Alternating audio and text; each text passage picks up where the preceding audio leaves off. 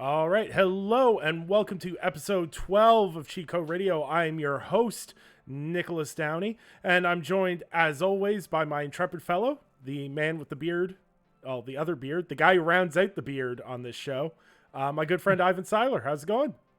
Hey guys, this is your Anchorman here, and let's get started with Cheat Code Radio. We got some cool stuff to go through. I believe we have some housekeeping arrangements here, Nick. What's going on here at Cheat Code Radio? All right. So, as you know, we have been kind of fooling around for a little bit for the first couple episodes, getting a feel, testing out some things, trying out some new things.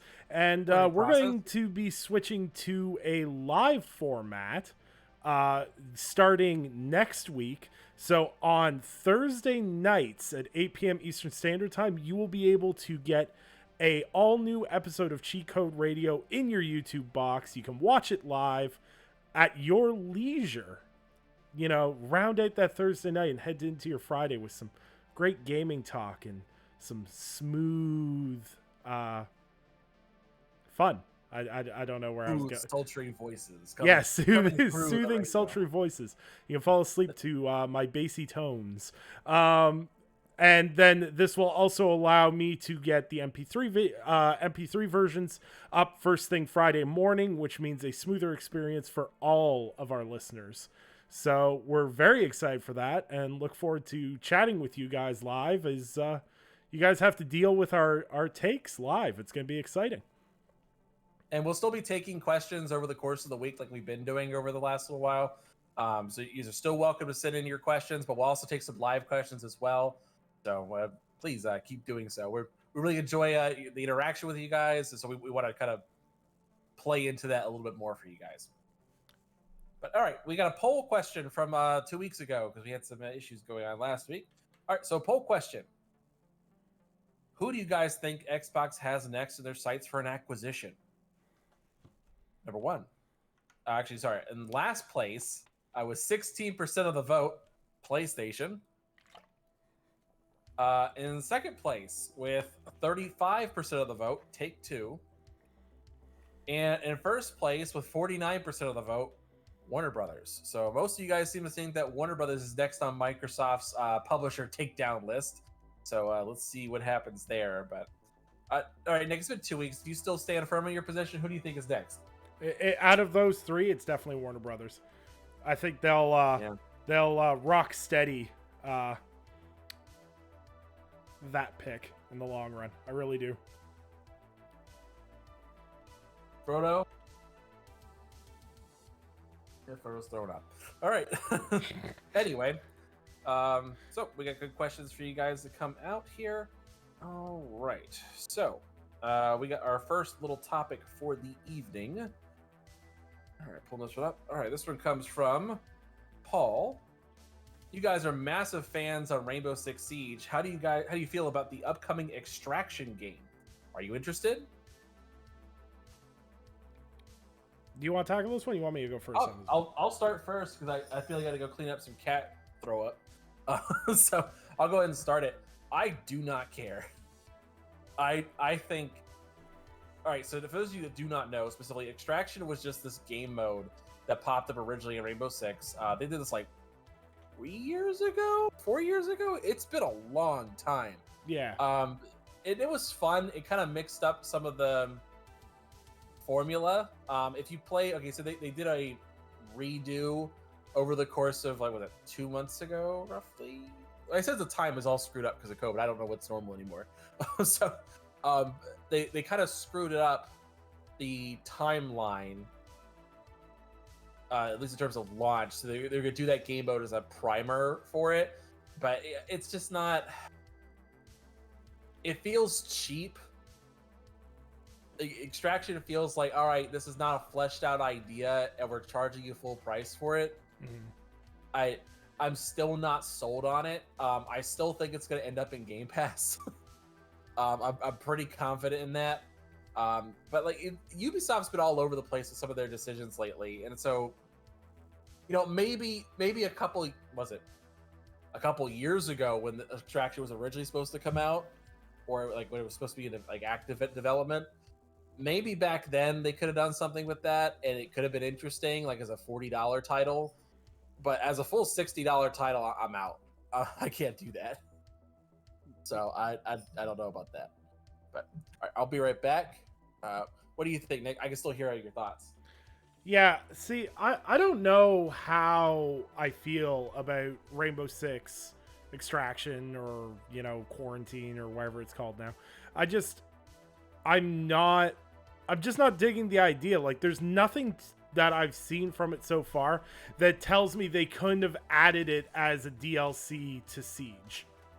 Like, there's nothing that has been shown where I'm like, wow, this makes sense to be a standalone. Like, I know people always say, oh, well, I'd rather have a new game than DLC and everything else, but, like, this isn't, like, a new multiplayer experience. Like, this isn't the new Siege or whatever. This is cashing in on a very specific audience for a very specific game mode. And ultimately, when you have something like, and, we have footage of it right now, something like Back 4 Blood, which is focusing on, like, zombies, hordes, and everything else, and then you're also going to have to deal with Call of Duty zombies and everything else. I don't know where the market is for this game. And I kind of feel like Ubisoft with a lot of their titles, which we'll get into later in the show, they're just not targeting. They're just targeting general audiences they think exist, but I don't think those audiences necessarily exist for their customers, if that makes sense.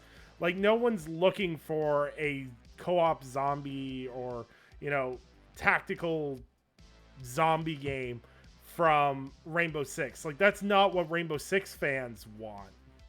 Like, even if you look at the Rainbow Six fan base as a whole, there's people who don't like Siege because it cut out the single player portion, right?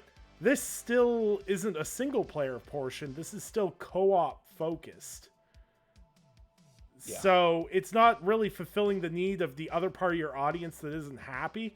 And your PvP audience might not necessarily latch onto this either. So just, I don't know. I'm with Ivan on this one. I'm not putting my hard-earned money on it unless they show something where I'm like, wow, okay, that's interesting. Yeah, and I guess the other part too is it feels really cheap because they're using the same operators as before, and it's the same power sets. And I'm like, we talk about Call of Duty copy pasting stuff. This is literal copy pasting. Like, here's this character with the same powers and everything. He's back. This it feels almost like Overwatch 2. It just leaves a big question mark of why. Like, why don't you just make Overwatch 1 better? Yeah. Like for example, with Overwatch, they stopped doing updates and like major character updates and adding stuff to that game to focus on Overwatch 2. And Overwatch 2 has been AFK for so long now. It's put the original Overwatch in a state where people aren't interested in it because there's not a consistent flow of content anymore. Yeah. It's the opposite problem as like Destiny 2 had, where it was like Destiny 1. Destiny 1 left a bad taste in people's mouth, and they won people back with the expansions and rollout, but it was kind of too late for the people that were already off the table. Yeah. So it was like, all right, well, they're already gone and they're not coming back. But if we put a 2 on it, they might think we did something better. So it's the same kind of issue there. But that's only really for rebranding purposes. So, all right, here's Frodo, the Barf King, who I can't find where he threw up. So we'll find out in the middle of the night. All right, so questionable at the very least. All right, moving right along. So this question doesn't have a name of who it came from, so we'll find out. Good morning, cheaters. How do you guys feel about the continued heavy use of clickbait across YouTube and gaming sites? And for example, Kotaku's piece about Halo Infinite Flight being a broken mess. Do you think it's damaging to these sites or YouTubers' reputations? You want to start this one? I can start this one. I think I understand the context of the question. What they're talking about is like the headline on that Kotaku article specifically was, Halo Infinite all of Kotaku in particular. Yeah, we'll talk about the Halo test flight one because the headline was incredibly negative, but the actual article itself was somewhat positive. But what the headline did is, for the people that didn't read, they shared it because it shared something that they could dunk on somebody with without having to read it. So they were sharing it because of the headline. The actual article itself was pretty middle of the road. It had some decent complaints about what was wrong with the game, and it had some good points about stuff the game did well. It was actually a very well-written article. The problem with it was, in fact, the headline itself. And now, a spoiler alert for some people, on bigger sites, depending on the site, I've been very lucky in any sites I've written for to have complete freedom, basically, on terms of what I want to use as a headline. And was encouraged at some sites I've worked for to not use incredibly clickbaity titles. But there are a lot of sites where your editor will dictate your title. So you can write an entire piece front to back and you won't necessarily get to title the article. So I'm not sure if that's a situation at Kotaku. I don't know if this is an editorial issue or if this is a writer issue. But I don't think it's damaging necessarily to reputation, because people have been saying they've been done with Kotaku for the past 7 years. They put something out that that people don't like. People read it. They spike the view count and everything else. I will admit, though, I do think clickbait does have a long-term effect in terms of people's perception of your brand. And it's hard to shake that perception once it's locked on. I'll use a perfect example. There's a great website called The Escapist. They do fantastic content. They have a great editor-in-chief. Nick does fantastic work. And the whole team does a lot of fantastic work. But they have a reputation from the Gamergate era days because they had Miles Chung, or whatever his name is, used to write for them. And he did some problematic things and everything else and tarnished a lot of what The Escapist is. And there's still people in 2021 that associate that site as being an alt-right pro-Gamergate website, even though they haven't even dipped their toes into discourse like that in years. Yeah. And especially considering what was all the, I watched a lot of their video content. A lot of people there were anti-Gamergate and still are anti-Gamergate. Mm-hmm. And they still work for them. And it's funny that people, they still can't shake that perception. Yeah. Because of that. Yeah. I think that's overall the long-term damaging thing. Is it only takes one really bad mess for people to remember you for that for a very, very, very long time. And I'm not talking casually terrible clickbait titles. I'm talking a consistent trend of you doing a particular type of content. Yeah.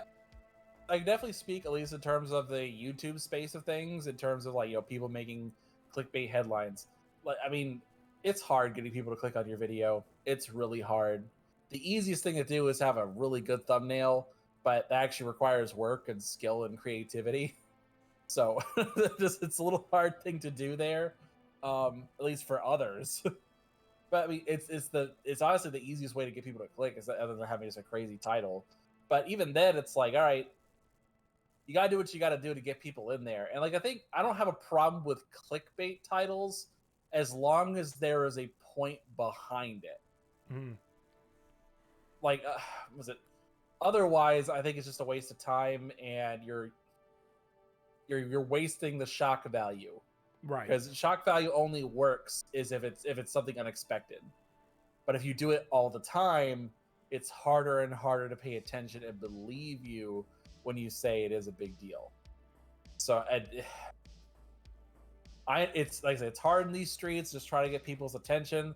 At this point in the game, you need celebrity in order to succeed most of the time, and it's a hard thing to do, but sometimes you gotta do what you gotta do in order to get attention. So like I said, as long as I think if someone's doing it with purpose behind it, or it's something behind, okay, here's an example. So what I do on Multiverse is that if there's something like an inflammatory title, I don't know, Cory Barlog forced child labor to create God of War Ragnarok. Like, I don't know, something completely insane. If you have a title that kind of oversimplifies it and like has a question mark associated with it, it's like, all right, is this oversimplification correct? As long as you use grammar correctly, I think it's fine. But like, if you do something like,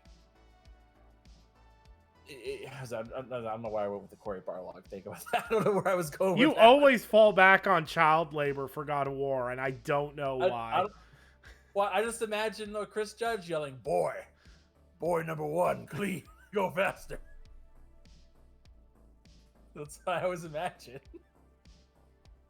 But yeah, I just, as long as there's a question associated with it, and I think as long as it's grammatically fair, I think it's okay. But like, to do something like Xbox racist because it allowed Back for Blood, which had two different zombies that when you put two words together sounded like a racial slur, and it's like, because that game's available on Xbox, somehow Xbox is racist.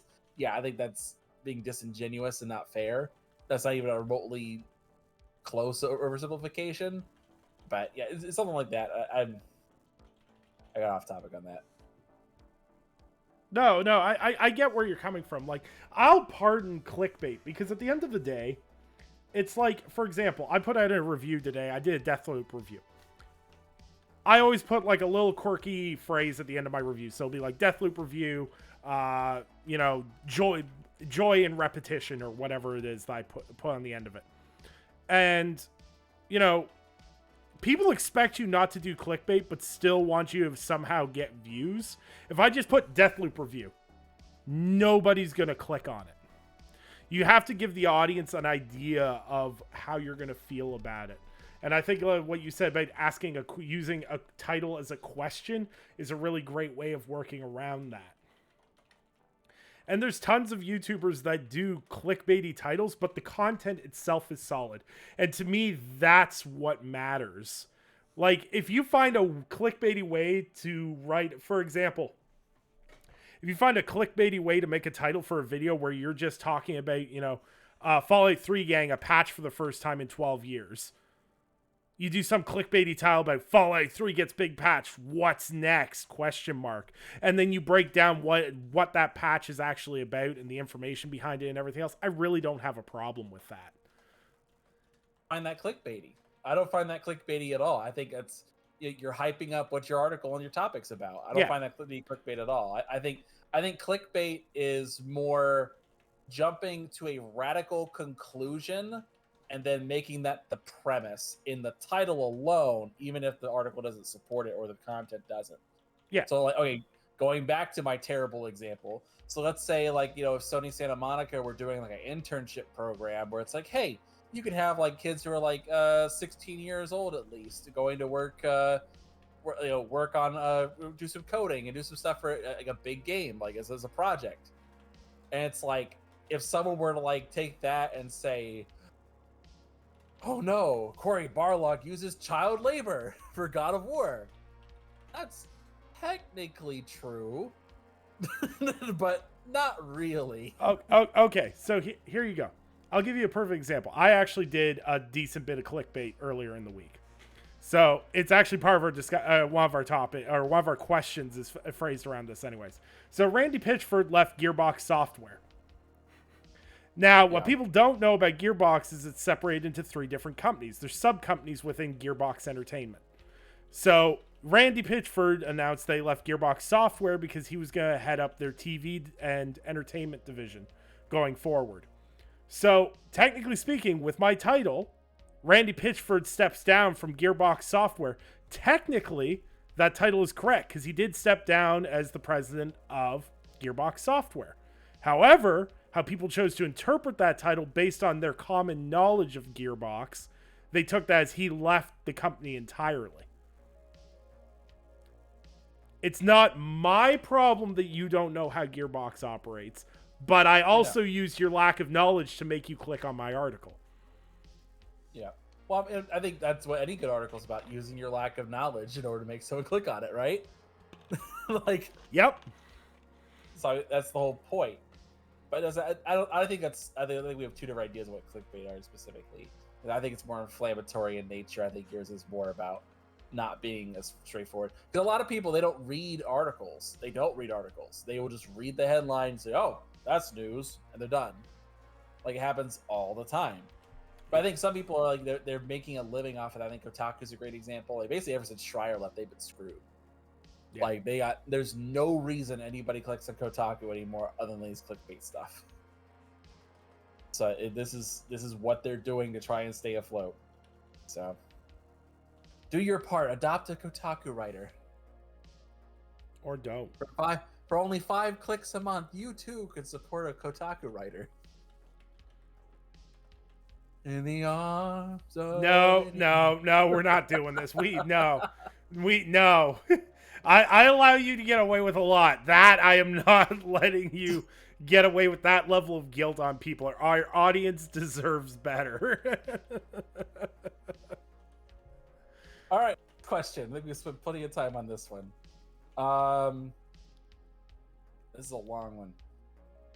I'm gonna try and I'm gonna be as monotone as possible. So it's Sora in Smash. This was submitted by King Diddle-D, or Diddly-D, I'm sorry. Yeah, I was gonna say there's a big difference between Diddly-D and Diddle-D. So hold on. Beloved kids game hero joins other beloved kids game. Next topic. Yeah, well, minus Disney. That's what's unique about it, is there's no Disney trademarking whatsoever. Well, I take it back. There is one thing that made it. There's a little charm at the end of his Keyblade and has a Mickey ear symbol. That's it. No Donald, no Goofy, no anybody else. And people are upset about that, apparently. When aren't Kingdom of Hearts fans or Smash fans upset about something? They're the like most perpetually angry fan bases. Smash? Oh, well. Yeah, Smash I could agree with, but Kingdom Hearts fans? What are they mad about? They're constantly mad that people say the game's confusing, and then they're like, no. Let me sit you down for 3 hours and explain to you how the 13 games aren't confusing. Oh, yeah. I remember when Attic tried to tell me about that. I was just sitting there like, Honestly, it really wasn't that confusing. I played Kingdom Hearts 3. Like I figured out the gist of it. I got it. I kept getting told that I didn't know about it afterwards, but I was like, okay. But blame Kingdom Hearts 3 for doing a bad job about explaining it. So, like on Xbox, they literally have like a section that's 30 minutes long. It's just to catch you up on what's happened. Basically, it's Disney characters fighting Final Fantasy characters. I don't know how it's complicated. Are there characters? I know there's Cloud, Sephiroth. All those guys are Final Fantasy characters. Oh, really? Yeah, man. Oh, yeah, I don't really care about Final Fantasy, so I don't really know. Yeah, no. All I know is generic anime guy number 12.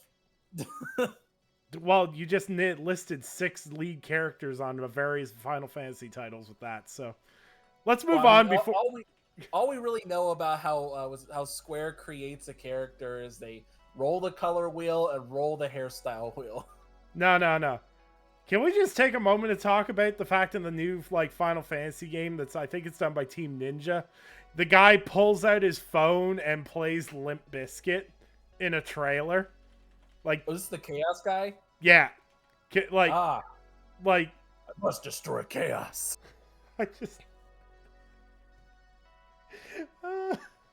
Let's move on before we piss off every Final Fantasy and Kingdom of Hearts fan in the building. No. Come get this smoke. I'm over here on Twitter, Anchor V2. Come let me know about it. You want to find me on Xbox or PlayStation? It's Anchorman V2. I'll be more than happy to tell you about it. I'll tell you why Final Fantasy sucks. Bring it. You just pissed off every middle-aged white man on social media. I even know who you're talking about specifically. That's the worst part. All right. All right, let's go on. Number 4 on our list. Oh shit. Okay. Looks like Salty kicked the bull and got the horns with Colin Moriarty last week. Any thoughts on creators defending their work from fanboys? This is sent in from not Colin Moriarty. Well, I don't believe it. I think it was Colin who sent in this question. Yeah, okay. Or is that a clickbait response? So I've seen things about this. I have no idea. I have no idea what transpired. I'll tell you, dude. I'll tell you the whole thing. I was there. I watched it. I watched it in 8K. What? That's the thing the kids say now, right? I don't know. I've had Salty blocked for years now. I just got him muted, but I saw it because Colin got involved. Yeah. So hold on. What was? Let me phrase this in a way where it'll be interesting to me personally. Why did Colin have to defend his content? Have to. I'll say that much. He didn't have to, but he did. So, all right. So the short version in terms of what happened was some guy on Twitter, Agro, I think it's. Oh, is this the guy that clipped Colin's show down to like a 1 minute soundbite? Yeah. Yep. He clipped it so he said like, "Oh, I love sacred symbols, yada yada yada." He always keeps it real, and they clipped it specifically to make it sound like Colin was against only Microsoft buying publishers. They clipped it so that way so it would piss off the Xbox fan base, because Colin's got a lot of love lately from the industry and also for Xbox guys because our buddy the Iron Lords and the rest of that. So we don't know that. So it's not unfamiliar to us. So they clipped it so it would piss off Xbox guys, and it worked. And eventually, what I was told was that someone got upset over at Colin's team and brought it to his attention. I don't know who.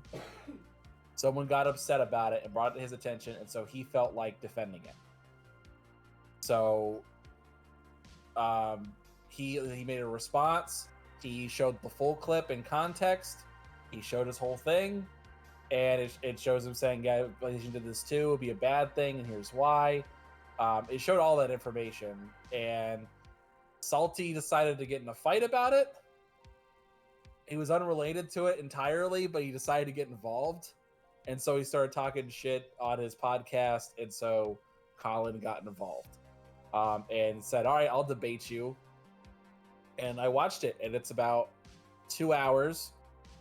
First 15 minutes is a waste of time. Honestly, just start watching for the 15-minute mark, and all you get to watch is about 15 minutes of it because there's nothing else beyond that. I will say it is hilarious. Like, you hear Salty fighting back tears. So it's funny. I thought it was great. So because Colin owned him so bad. It was like it was really funny. Like the part I think that made was the funniest to me. He was talking about like, are you confident in your gaming ability? So you can talk about what's going on in the industry. Are you confident with your gaming skills? It's like, yeah, I have like 120 something platinum trophies on PlayStation. It's like, but you don't play on Xbox, do you? It's like, no, not really. And it's like, well, what are your credentials for Xbox? It's like, go to my LinkedIn page. It was like, damn. I thought it was hilarious. Look, all I'll say is this, because I could care less about some of these YouTube buffoons that are running around being idiots. If you're going to take the guy who literally started the gaming culture debate me argument, basically, the guy who's literally willing to bring anyone onto any one of his shows to discuss, debate, whatever the case may be, you're playing a dangerous game. And the thing is that Colin is much more than video games.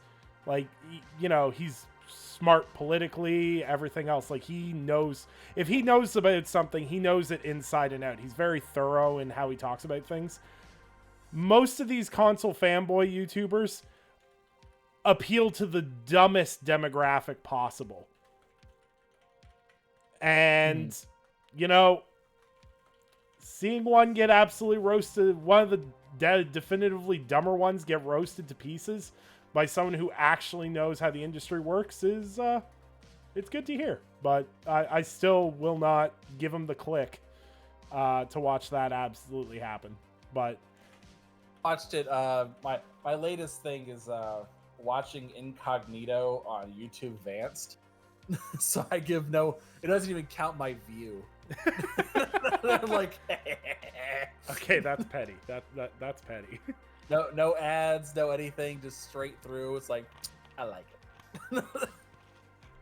So, I had a good time watching it. So, but yeah, I would say at least in terms of like defending your content, to some extent, I'm like, all right, it's a waste of time because people are dumb. But I will say there was one point I think where Colin brought it up, and he said that because he said like, oh well, this guy who posts this thing is a fan of yours, and it's like, do you denounce the fanboys who watch your channel and support you? He's like, yeah. It's like, I can't control if they're gonna watch or not, but I don't support them. I want them to know that. I think that's fair. I think that's something we should all be able to do. Is like, look, I may make content that you like, but I don't like you. I don't endorse you just because you watch my content. Yeah, I think there's a divide that needs to happen there, and people think that, oh yeah, well, because I enjoy this person, that means they support me, which makes no sense. But this is kind of the whole thing of how YouTube's just kind of brought entertainers and people closer together because they feel like they're more attainable. Well, like, oh, I can connect with them. No. See, here's my thing: is just because I like a content creator doesn't mean I co-sign all of their behavior, what they do, anything else, and that's vice versa. Like this whole mantra that people have, where it's like you're 100% responsible for your audience as an overarching whole. Yeah, but every audience is gonna have assholes. Like you can go to the most clean fandom on earth and you're gonna find assholes. Period. End of story. You could go to the My Little Pony universe and you will thinking about it, I was like, so like the people who are making a show designed for little girls, they can't control that middle-aged men are watching it and enjoying their content. They can't control that. Yeah, no. Should they be held responsible for it, for all the porn that gets created? No. Yeah, exactly. And that's the thing is like there's a responsibility as an overarching whole. Like if your whole audience seems to be primarily Nazis, you might want to examine the type of content you're making. You throw out a Heil Hitler, you throw a little swastika in there, like, yeah, that's your fault. You're playing into that. But the thing is just because one person watches content from one creator does not mean that person is responsible for radicalizing or whatever the case may be. And it just gets really annoying when people are like, oh well, it's just the whole social media whataboutism of, oh well, this does this, so this means this. It's just like, shut up. You took grade 6 debate class and you think it's a fucking personality trait. But you got debate class, so we didn't get debate class here in the States. I did debate class grades 9 through 12. Was it like a club or a class? This is different there. Well, no, any of our courses had like, this is a really weird thing. I went to an online school through most of high school. And all of our major classes had like either debates or public speaking built into it because they wanted to incorporate people talking more. They didn't want you to be socially inward because you were doing online schooling. So like you'd do debates like law debates, history debates, whatever the case may be. So would you say all kids who are like growing up during COVID and having to go to school online are weak?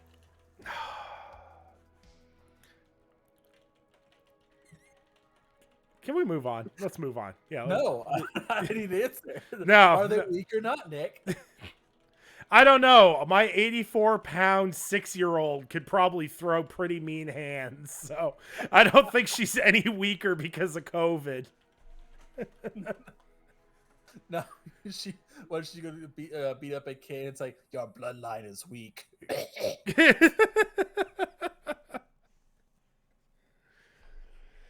Oh, man. Right. Where's the show going? All right. We got another question. Great. Good morning, cheaters. wanted your thoughts on Avengers getting the Game Pass bump and cashing out on XP boosters. I would love your input from Twitter Rando117. I first of all, I need to clarify. I was right. We've been through this gotta already. remember that, definitely. I know I gotta remind people every time because people forget.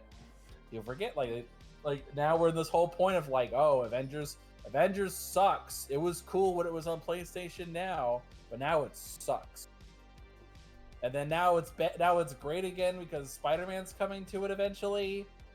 And it's like, oh well, now also it sucks because of XP boosters. I mean, like, am I hipster because I've always thought it sucked? I don't know. It's up to you, man. All I imagine is like Big Papa Microsoft is like Thanos. Here you are, crawling back to me. Like, PlayStation couldn't save you. PlayStation Now couldn't redeem you. Here you are, back to Game Pass.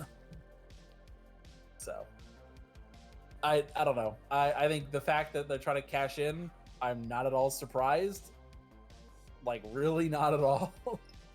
So you gotta do what you gotta do. Look, it's pretty much on record that game lost massive amounts of money. Like, at launch, there was quite a few reports that it hemorrhaged money and compared what it cost to make versus what it sold. So yeah, of course they're going to find other ways to make money back. And of course, if you add it to Game Pass, people are going to be more prone to buy microtransactions. That's a proven thing. Why do you think when back in the day, I say back in the day, like 2015, 2016, if a game got added to Games with Gold, there was almost a 90% chance the game's DLC went on sale that week. They definitely play into that. Yeah. Well, I will say, like, this is going to sound really bad. Like, I didn't play Avengers at all because I knew it was going to come to Game Pass. But I didn't play it at all. And I will say, like, they talked about, like, oh, well, the reasoning why we're adding these XP boosters is people were we had to lower progression because people were confused. Like, they were unlocking things and didn't know where anything went. That's because it's a bad UI. It's terrible. Well, like, yeah, I'm confused. I'm very confused. I don't know where anything is. Now, once again, I have not played Avengers. I probably won't. Everyone knows I'm not the biggest Marvel guy in the first place, and to play a mediocre Marvel game feels like a really big waste of time for me. No, I will say, like, okay, I will... Playing devil's advocate for a minute. It's okay. Like, when you play the first half of that campaign, you definitely get the sense that Crystal Dynamics wanted to make a single-player, maybe co-op driven game, but they turned it into the MMO light genre. They turned it into that, and that's where everything falls apart. And like that first half is actually really good. But the rest of it is just ugh. Yeah, I've heard the Wakanda expansion is really good as well. Have not played that part yet. I just finished the main campaign. I might stream a little bit for the Wakanda expansion. I might stream a little bit for that. Right on. But yeah, no, in terms of like the XP boosters and everything else, it's so funny to me because everyone always rags on EA and Take-Two and everything else for, you know, their egregious nonsense. But no one ever talks about Square Enix. Yep. They're just as money hungry, if not worse, than the other publishers because they will literally sell anything to anyone if the cost is good. Which honestly, I respect it. As a man who is broke, I would do the same. But but the thing is like people are like, "Oh, well, do you think they plan to do this?" Clearly. Yes. They did plan to do this. This is not hard to figure out. Yeah, like people just need to get off the fact that publishers aren't here to hold your hands and everything else. It's okay to love a developer and everything else, but I do not understand people's obsession with defending a publisher at all. Yeah, I don't understand anyone who ever defends a publisher. I'm going to ignore the fact that I defended Bethesda for years. That didn't happen anymore. That's one of the things. I don't need to defend Bethesda. They make nothing but bangers. So, Yeah. All right. Oh yeah, this is your question.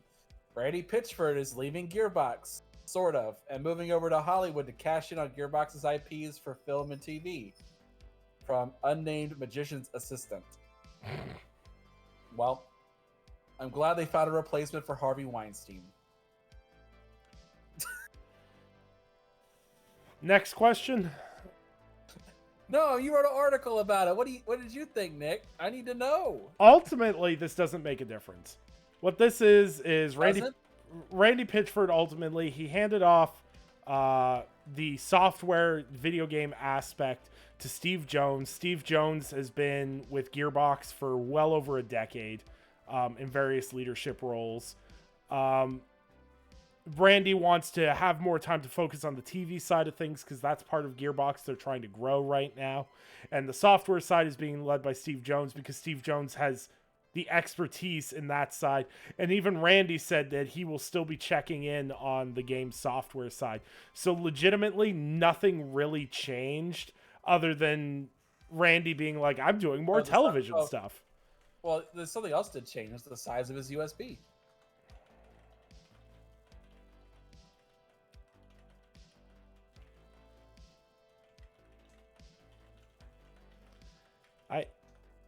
I'm just trying to get a reaction out of him, folks. That's all I'm trying to do. He's so serious. Look. I love Medieval Times as much as the next guy.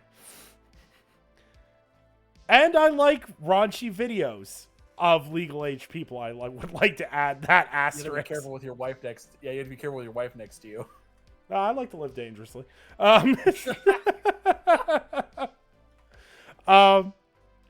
Let's just say I'm interested to see, because there's been some interesting stories about Pitchford in terms of games development, in terms of how he acts in the office and everything else. I'm very interested to see how that translates to him in the television industry, where he'll actually be dealing with like star talent and everything else. Fun. Like, are we gonna get a sweat encoded Randy Pitchford fucking photo where he's like hand pressing each physical disc of Borderlands, the TV show?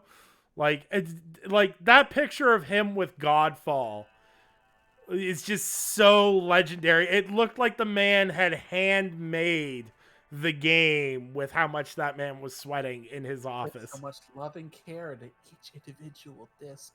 Yeah. Every megabyte had his soul, blood, sweat, and tears poured into it. That explains why it sucked. Buy all the extra DLC. Please. Just once. Just one more time. Yeah, all those hand-pressed discs sitting at my GameStop for $10. Yeah, let's talk about resale value for a minute. Gearbox games have no resale value. Now, like, those are almost every single time I've ever gone to a store, a Gearbox game will be in the bargain bin. And like it is guaranteed. Like, the only one who comes close is like Ubisoft. But at least Ubisoft normally bottoms out at $20. Like, I normally see about $20 at the lowest for a Ubisoft title. Yeah. Mainly just because there's just so much crap like poured into the open world aspects of it. And so I'm not at all surprised about that. But all right, I'm gonna take a side tangent because it's not on our topics list, and I want to bring it up at some point. Metroid Dread. Some of the discussions I've seen over the last week and over the weekend specifically about Metroid Dread, and saying, well, this is the difference between a Sony $60 game. They show like clips of God of War or really any other game, and they're like, and this is $60 for Nintendo. And it's like, well, how much is the resale value of God of War? And how much is the resale value of Breath of the Wild? Go ahead and do it. Look it up. Oh, I know. Buying a Nintendo Switch game is an investment. You can get your money out of that. Like, that is not at all surprising. Let's see. No. Yeah, let's see. If I want to buy God of War right now, that's $16. That's buying used. I'm sorry. That's used. That's new. If I want to buy that new, that's $16 at GameStop. If I want to buy it used, that's a different story. But like, if I want to get Breath of the Wild, let's see. Let's just look up, see what Breath of the Wild is. I didn't plan this.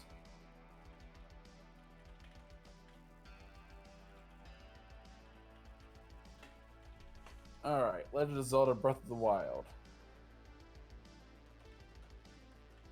Buying a pre-owned copy of Breath of the Wild is $38.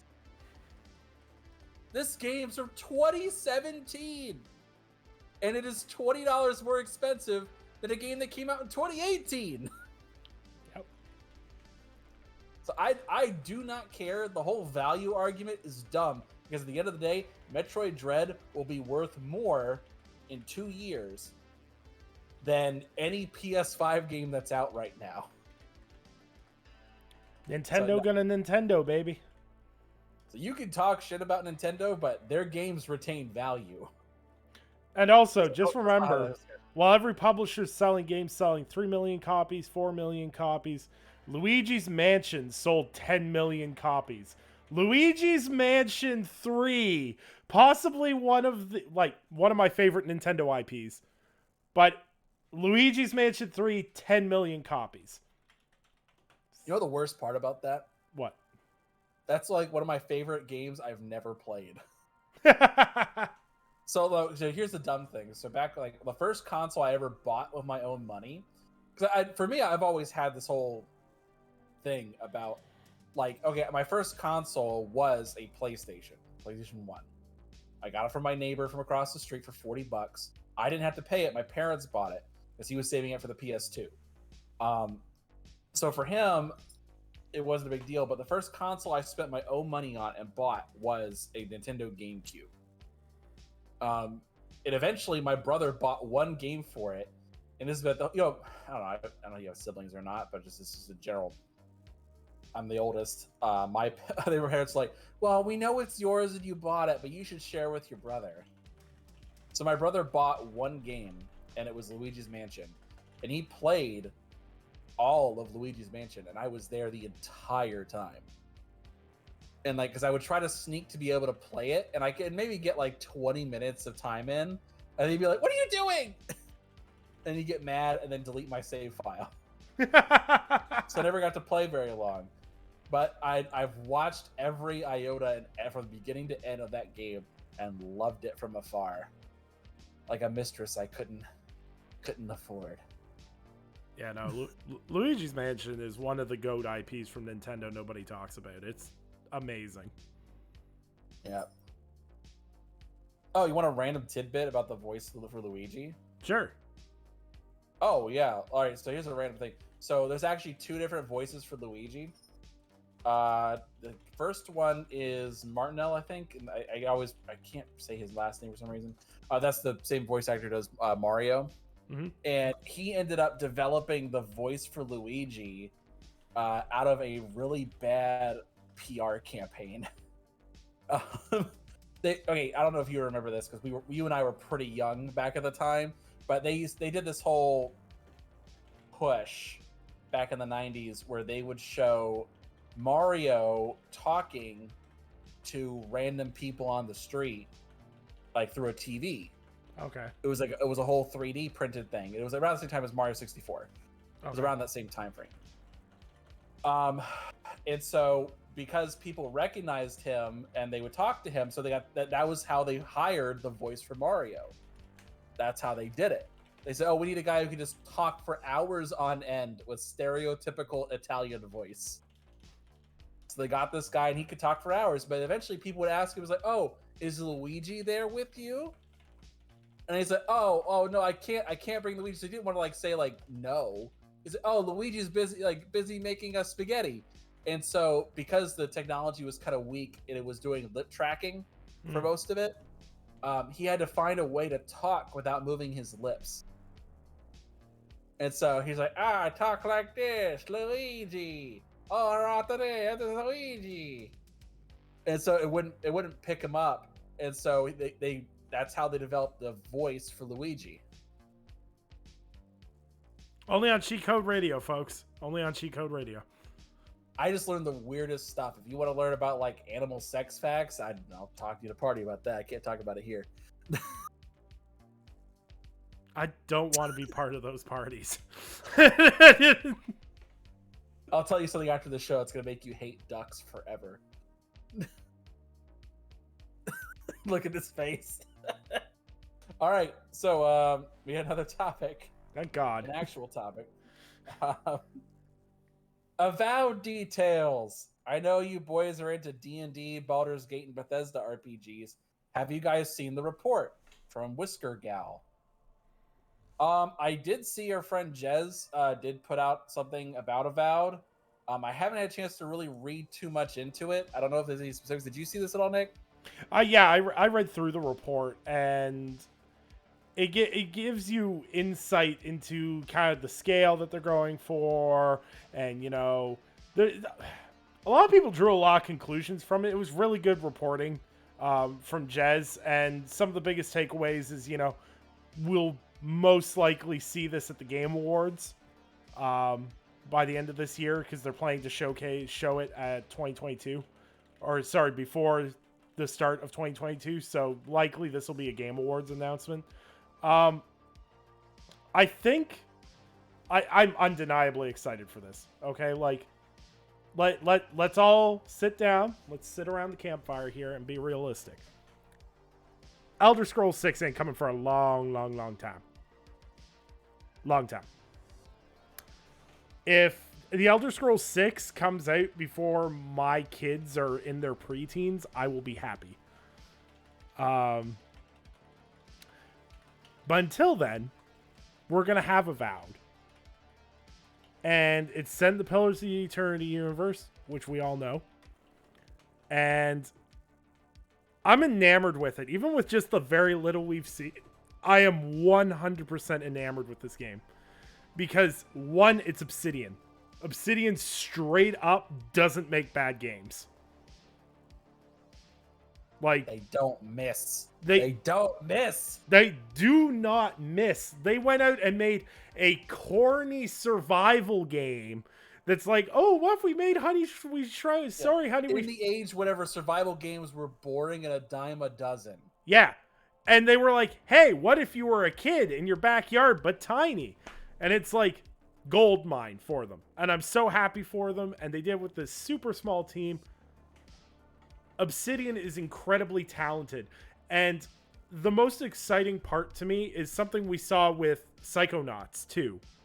Is, you know, they delayed it so that Double Fine had more time to fully realize their vision for that game. And as we know, that paid off in the long run for Double Fine, because Psychonauts 2 is one of the best platformers that came out this year. I'm looking forward to Obsidian with a budget. Obsidian with a budget and time. Yeah, because you're talking about the studio that made Fallout New Vegas in a year and a half, 2 years, I think. It was something insane like that. You're talking about the studio that had to live off Kickstarters for the past decade. Like, they know how to carve out games. They know how to make good games. And if people didn't learn what Obsidian was about with the Outer Worlds, go play the Outer Worlds if you haven't. Because that is Obsidian to a T.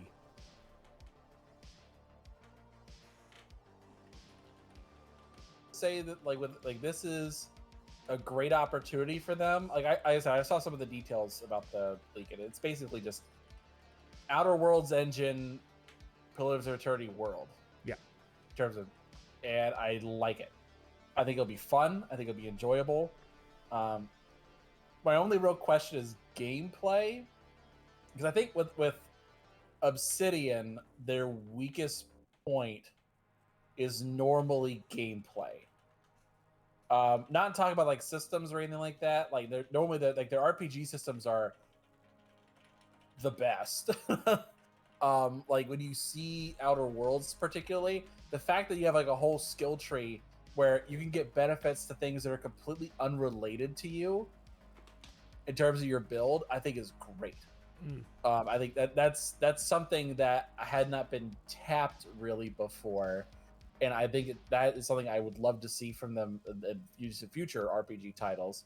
And so I think for them, like you're getting Mastercraft RPG builders with a budget and time to spare, and I hope they can bring that in terms of the gameplay depth, because that's honestly my only really major problem with Outer Worlds is the gameplay depth is really, for sake of a better term, last gen, like 2 gens ago on 360. Like most of their games still kind of play like New Vegas. Yeah. At least the ones that are first person, third person, that kind of thing.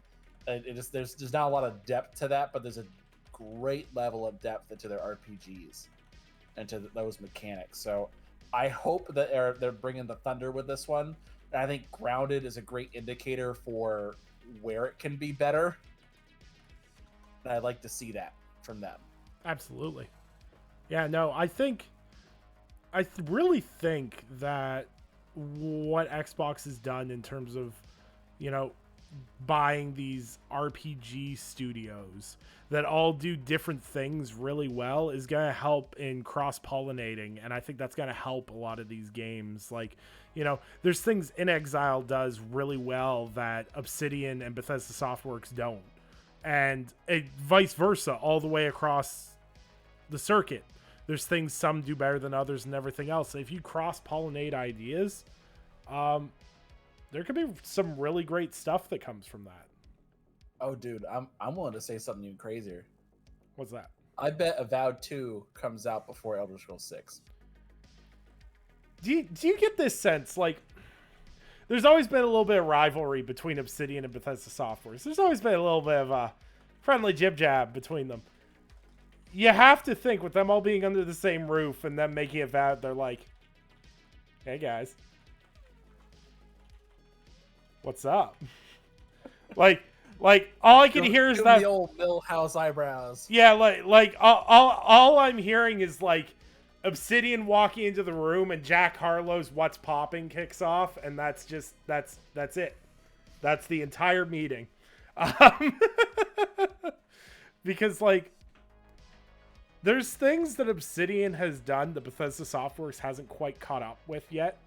And there's certain aspects of Outer Worlds that is exponentially better than Fallout 4. And what I'm interested in seeing is we're going to have 2 big RPGs from these studios fairly close together. Because we're going to have Starfield in 2022 and Avowed most likely in 2023. How are they going to one-up each other in terms of RPG design? That's what I'm interested in. I'm thinking even bigger than that, dude. I'm thinking like, all right, they have a team that's going to be working on Grounded entirely. You're going to have like Avowed come out maybe next year. Maybe? I don't know. Like that's pushing it. That's pushing it next year. But then they got Outer Worlds 2, and they have their own dedicated team. And then there'll be a dedicated team going into Avowed 2. It's like, maybe. They might launch within like, less than a year's time from each other. Like, it's gonna be crazy, dude. Yeah, absolutely. All right. Let's take a look. We got 2 more. We got 2 more questions. All right. This is from Zavala66. I know you guys don't play Destiny, but Bungie is vaulting the Forsaken expansion. Any thoughts? Well, okay. I know jack squat about Destiny. I know just enough to tease Lord Cognito about it. That's my basic knowledge of Destiny, basically. However, it is really interesting to me that you're vaulting the paid content that fixed your game. Because for those that don't know, Forsaken was the big one. That was like the Taken King of Destiny 2 that got a bunch of people back on board with what they were doing and really set the direction for the future of the game. And I don't know. I'm not in a place because I'm not a Destiny fan, so I can't say whether it's bad or good for the game. Because I've seen really solid arguments from people saying it's bad and really solid arguments for saying it's good. But my general personal feeling on it is that you should not be able to vault content I paid for. Though, can you go back and play story content in Destiny 2? I don't know. I don't think you can. I don't remember being able to do that.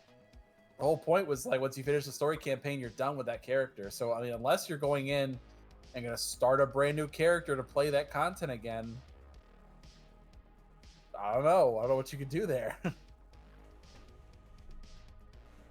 So I may be wrong, and please let me know if I'm wrong. But I don't believe you can go back and play story content. So I don't know why anybody cares about that.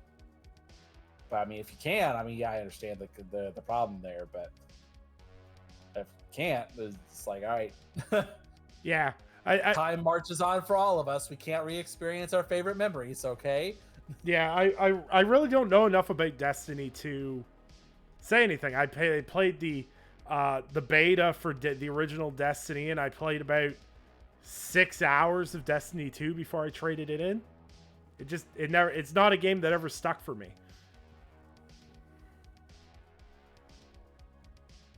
Time with it. I thought the campaign was better. I don't know. I felt like Destiny 1, the campaign sucked, but the DLC and the other content was better and made it more interesting. Mm-hmm.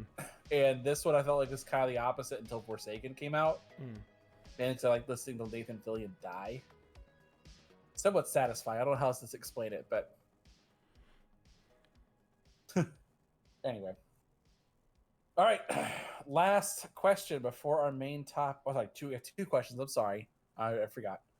GTA Trilogy is real. So they pulled it from the PS Store's $70. Thoughts? From aw shit, here we go again.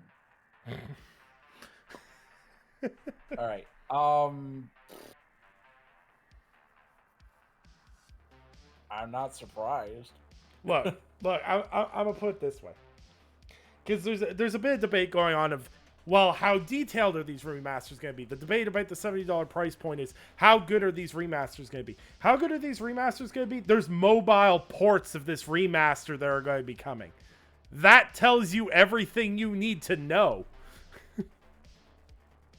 Yeah, I definitely get the impression.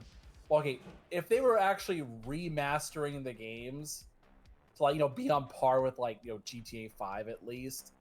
If they were remastering the games, they wouldn't have pulled them off of the stores for the old ones. They would have left them there for legacy purposes. This is going to be exactly like, anyone who knows, just before Doom Eternal came out, it released the Doom trilogy. I think it was called the Doom trilogy, and it was Doom 1990, Doom 1993, or 94. Sorry, Doom 2, 93, 93, yeah. baby. That's our birth year. We should know. 93. We're Doom babies. And then Doom 2, and then Doom 3, and the original Xbox 360 digital versions of those Xbox Doom 1 and 2 were pulled from the store and replaced with the new versions. Now, there was fixes, there was tweaks, there was additional content added in. It did some stuff that, generally actually improved and added in secret levels that weren't there before. But, for argument's sake, that thing launched at $30. There's no world where I'm paying $70 American. So for me, I'd have to drop $100 Canadian to play Grand Theft Auto 3, Vice City, and San Andreas. Yeah, And those games have aged like hot dog water, dude. Like, they're just not as good as people remember them to be. Are you testing aged hot dog water, Nick? I need to know now. How do you know how hot dog water ages? Next question. No, I mean, like it's such a weird thing. I'll be honest. I haven't played those GTAs, but I'm not going back and playing that. Hell no. I got better things to do, like play GTA 5. See, I swear, what absolutely kills me about this is the fact that all we've got from Rockstar since 2013 is GTA 5, GTA 5 for Xbox One and PS4, Red Dead Redemption 2, and then GTA 5 for Series X and PS5, and now GTA Trilogy Remaster. That's it. 10 years with only one new game. Yeah.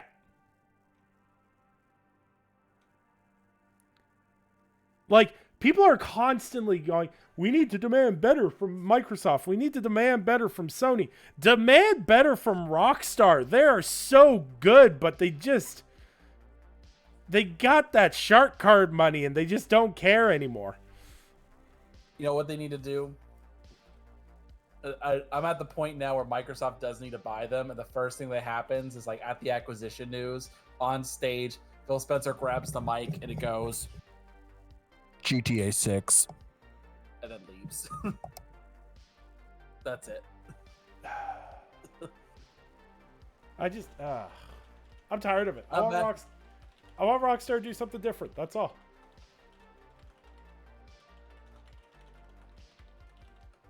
Hello? I'm here. Okay. Sorry, it's just being dumb. I messed up my setup for the good of the show. I'll be right back.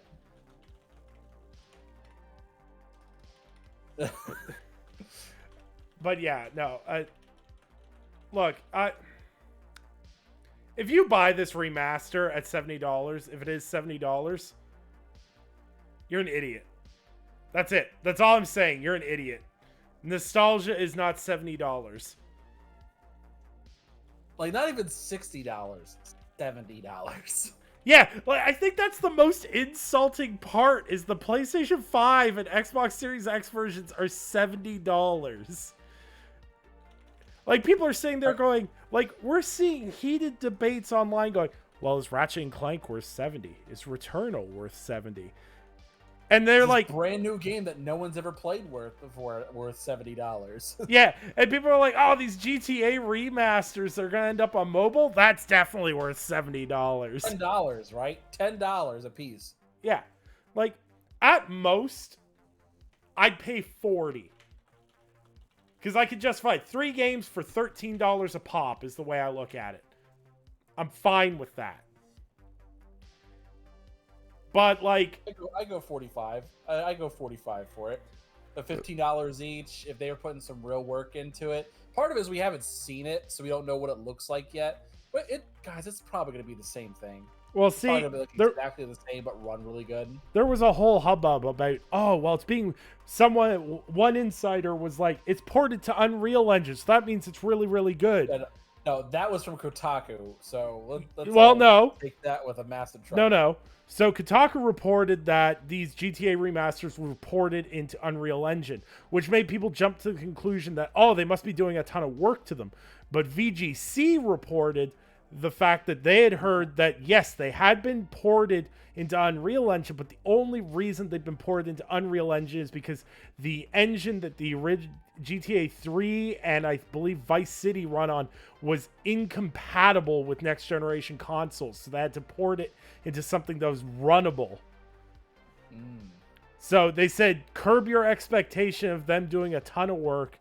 It's ported into Unreal Engine just so that it works, basically. Yeah. Shoot. That's gonna suck. Yeah. All right. Last topic, and we're home free. All right. All right.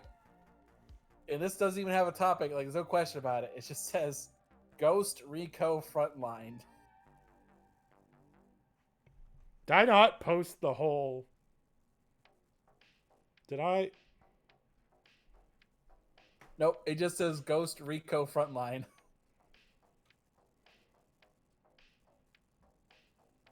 That's not even on my... Where did that come from? Oh no. Anyway, speaking of Ghost Recon. Oh yeah, so on the anniversary of Ghost Recon, Ubisoft announces a battle royale game. Free to play. A free to play battle royale game is the future of Ghost Recon. Tom Clancy's like doing like barrel rolls in his grave right now.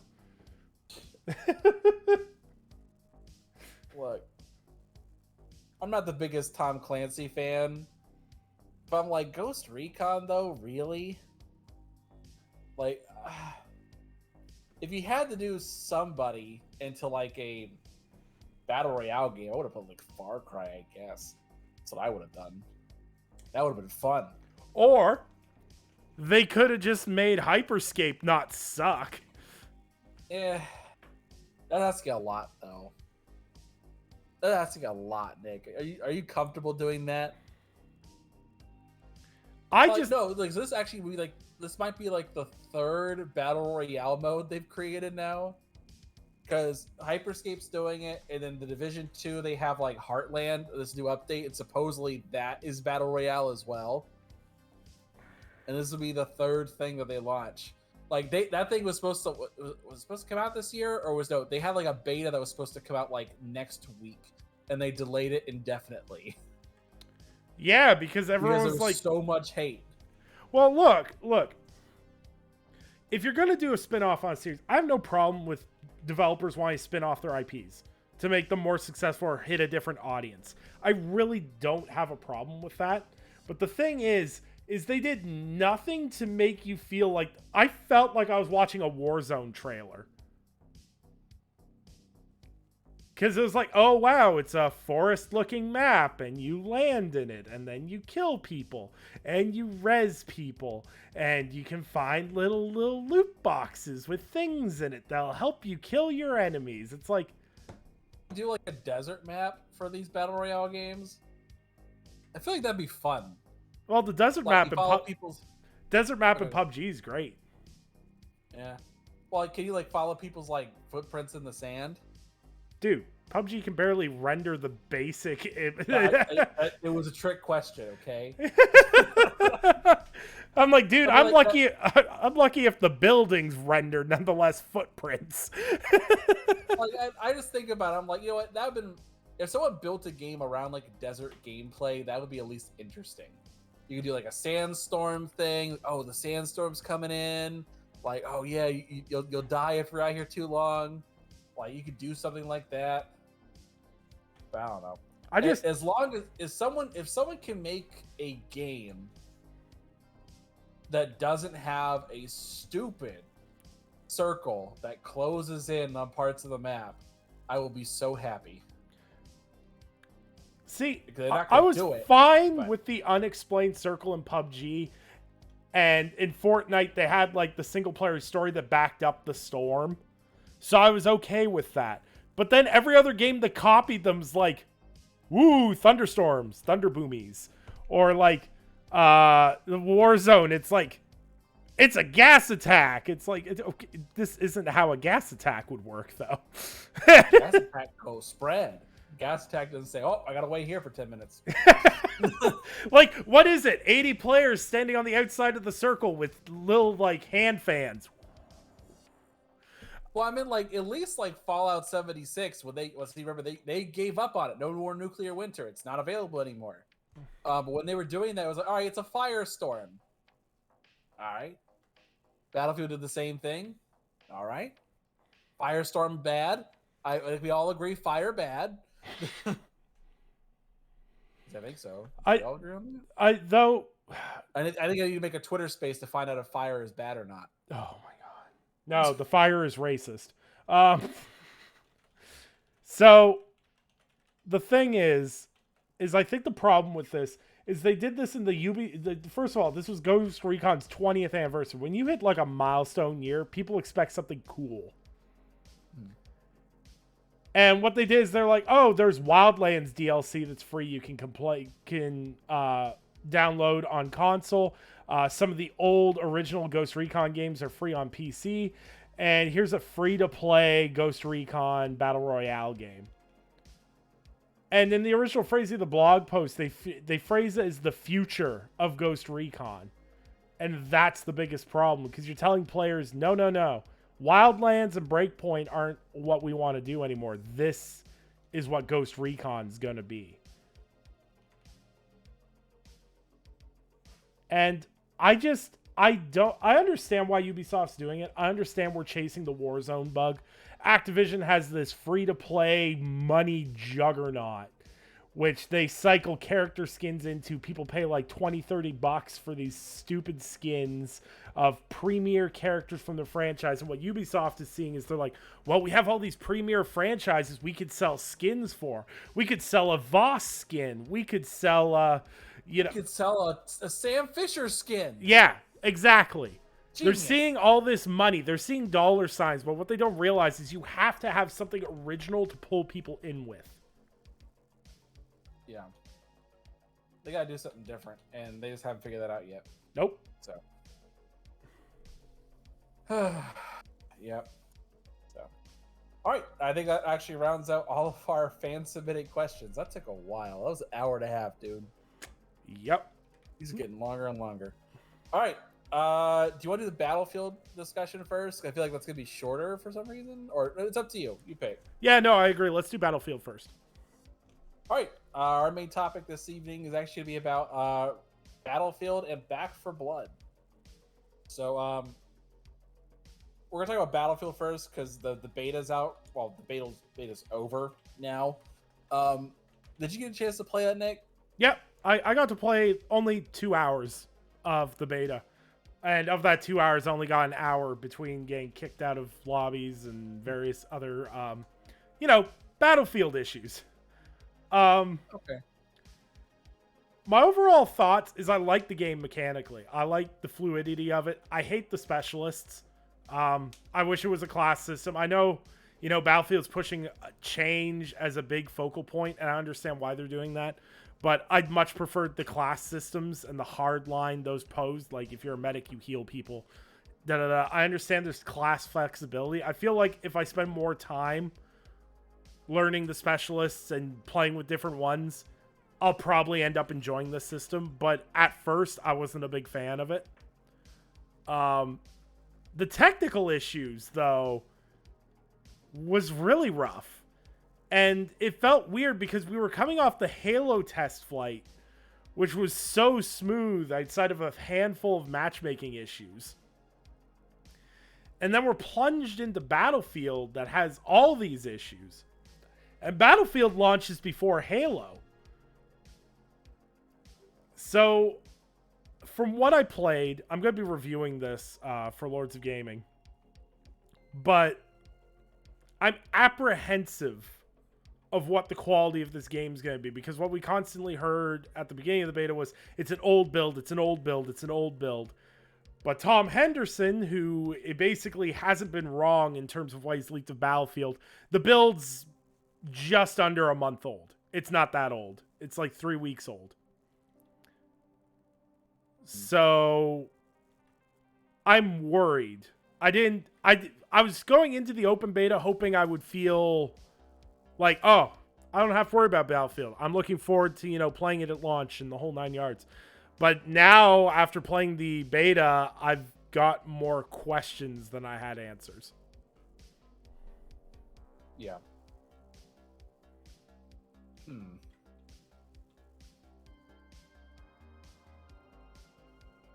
I played Battlefield and I thought...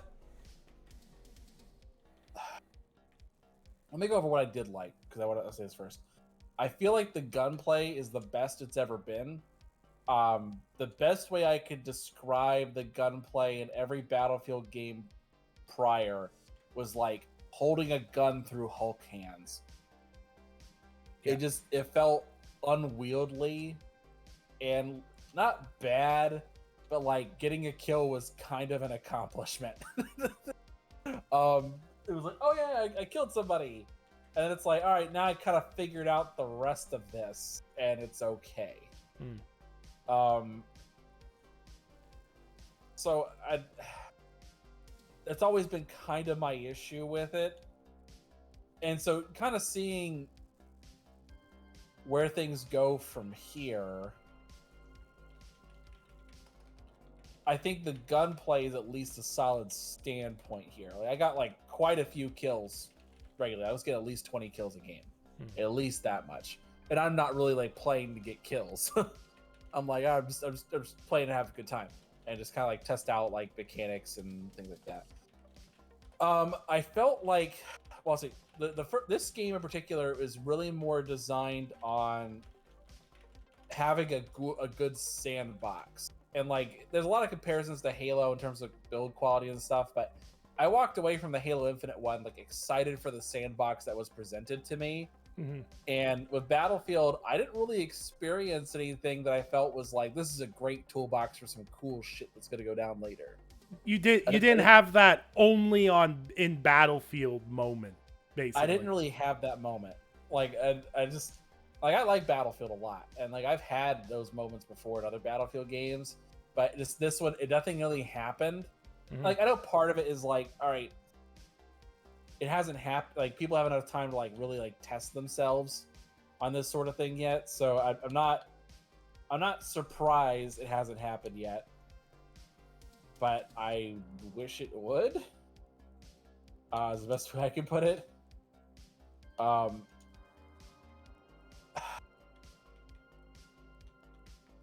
than that, like, I didn't have this tornado thing that was supposed to happen. There was like a 10% chance it would happen.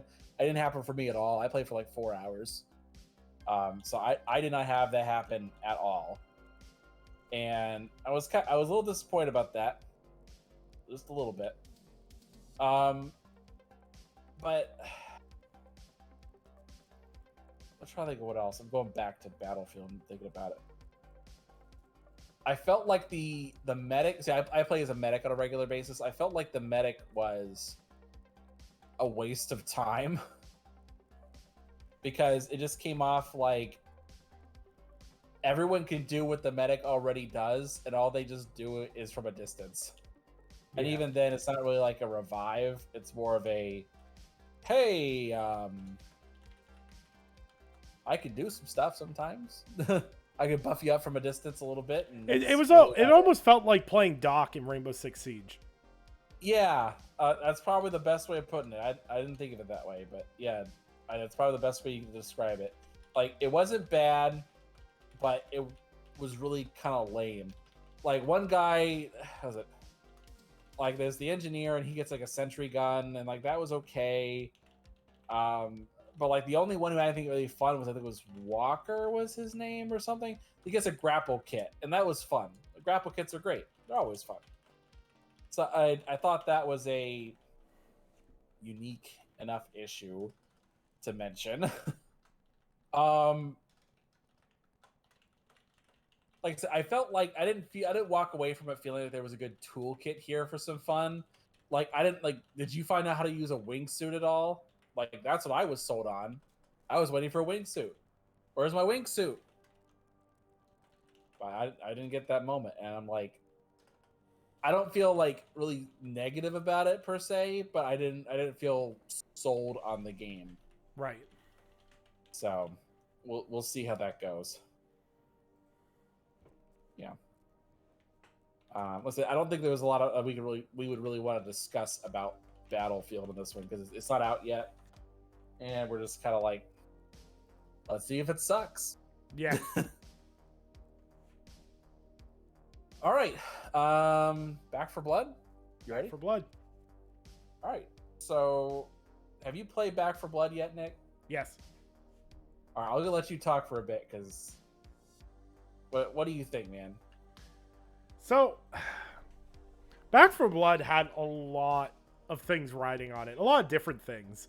There's the Game Pass thing. There was the whole Left 4 Dead 3 thing. There's a lot of pressure put onto this game to be like the next big groundbreaking thing for some reason. And it's fun.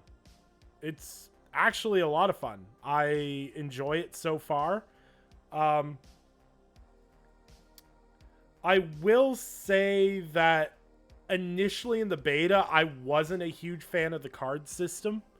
But now that I've been using it and unlocking things and everything else, I'm actually kind of a fan of it now. Having character builds and being able to spec out your character for specific roles adds a level of teamwork to it and makes the harder difficulties a little bit easier. And that's a really cool aspect to it. Now, I understand people's frustrations with that, though, in terms of, well, I have to have friends to coordinate with and yada, yada, yada. But as a person with friends, I speak from a place of privilege. It's a lot of fun. They did some tweaks to the guns. The guns feel more punchy than they did in that beta, which I'm glad, because the guns honestly felt terrible in the beta. They sound a bit better too, not by much, but they're serviceable. I think there is some balancing that needs to happen in terms of the, for lack of a better word, special infected, because I just don't. They throw so many of them at you. I just don't feel like they have an impact. Like in Left 4 Dead, when a hunter showed up, that was an impactful thing. You're like constantly looking. It was a mini moment. It was a mini moment. Like every 5 minutes or so, a special infected showed up. Yeah. But the thing was, is those special infected did a lot of damage. So you always had to be on your toes for that. With special infected in this game, yeah, they hurt you. But it's not a lot. Yeah. So they don't have the same impact. And I think part of the problem that Back 4 Blood suffers from is people like me doing a tit for tat comparison to a game I spent 1,000 hours playing. Yeah. But overall, like, I'm doing a full review for it, so I'll save a bunch of my more complex thoughts for that. But overall, it's fun. Like, and that's above all else with a co-op game that you're going to play with your friends. That's kind of the most important thing. The beta a good bit. I had a good time playing it. I will say, like, if you're familiar with the beta, it is not exactly the same. Like, they mix and matched a lot of the levels, so you have no sense of flow in the beta. It's just kind of like, all right, random level, and you're like, all right. So they saved like the really good levels for, something else. Yeah, they saved it for later. So I'm a little more than like 2/3 of the way through Act 1 right now, because I'm playing with some friends. I'm like replaying levels to kind of like grind up my my stuff. So it's been at least interesting, at least that much, I'll say that. I will say technically, I think it's obviously the best. It is Left 4 Dead 3 essentially. I think it's the best version of it. I enjoy it. I think the gun sounds are on point. It has those moments where you forget it's Back 4 Blood and think it's just Left 4 Dead, and I like that. And like, there's some moments where it's just like pure joy, and like you just get lost in it, and it's fun. Minor spoiler: did you get to the Barter and Blitz level? No, that's the one doing next. Oh man, like there's a moment where like it's a very straightforward level. It's defend the bar and keep the jukebox on as a distraction to help other people leave. And the music's random. It chooses different songs every time.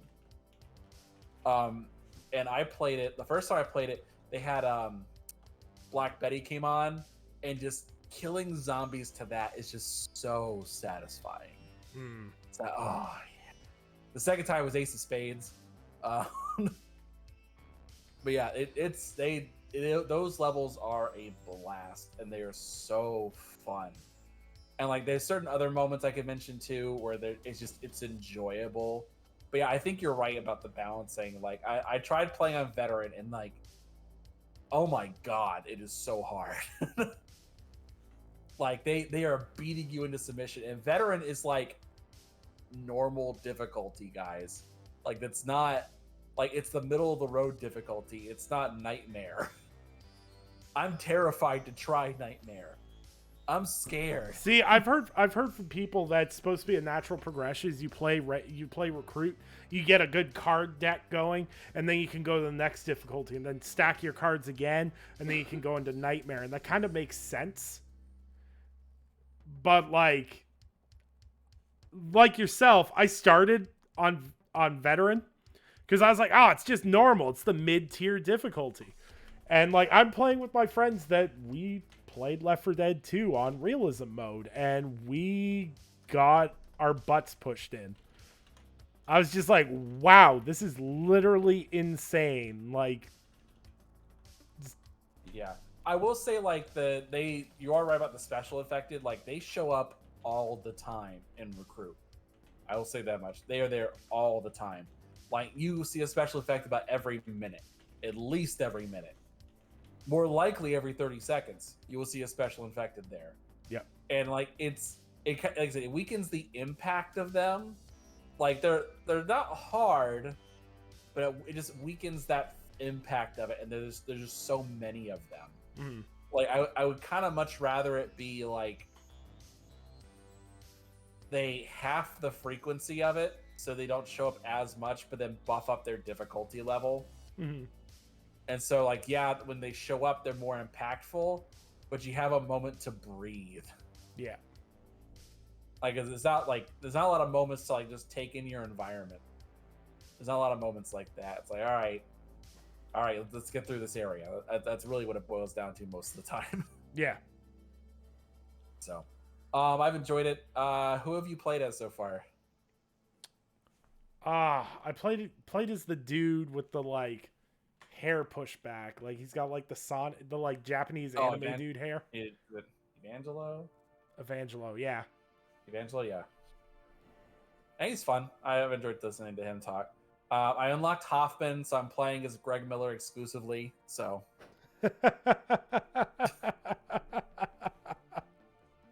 What? You would. That's all I'm gonna say. You would. Well, he looks like Greg Miller cosplaying as John Goodman from Big Lebowski. They have the same outfit. They have the exact same outfit. Okay, touche.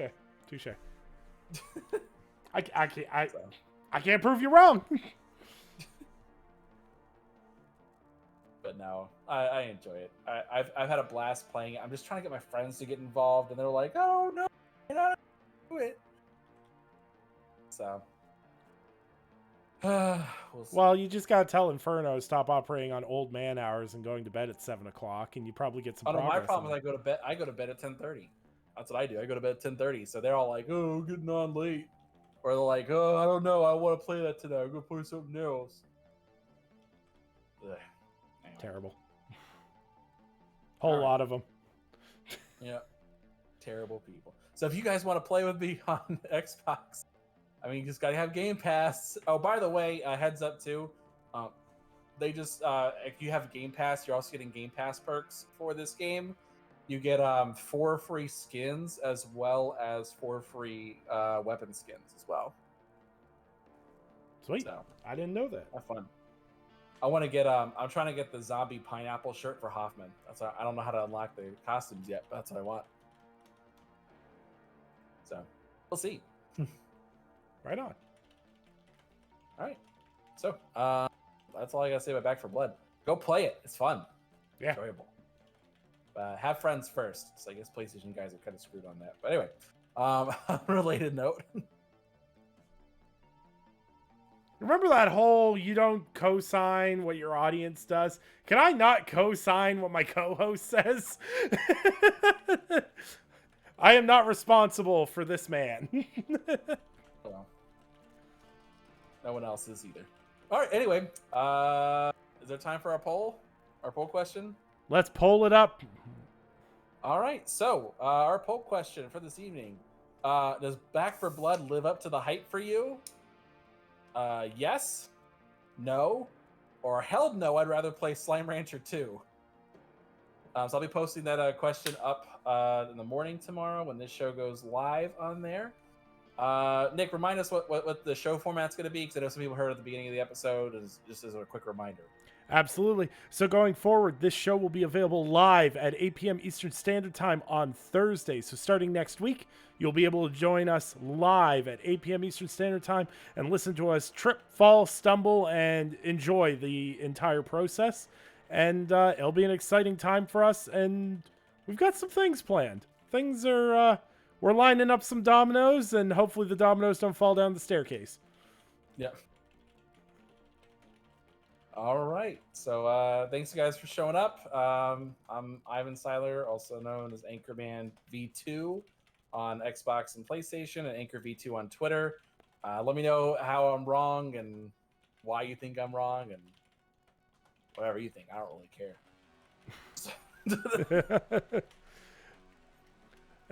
And you know, to get my outro out of the way, I am Nicholas Downey, editor at lordsofgaming.net. You can find all my written work over there.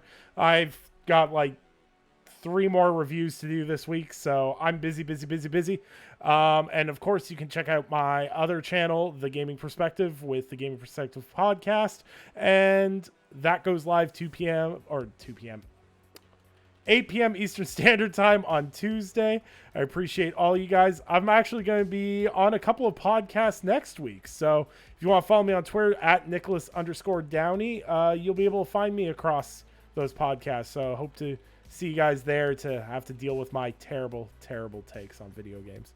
But as always, we appreciate you guys, whether you watch us on YouTube or listen to us on Spotify or Anchor FM.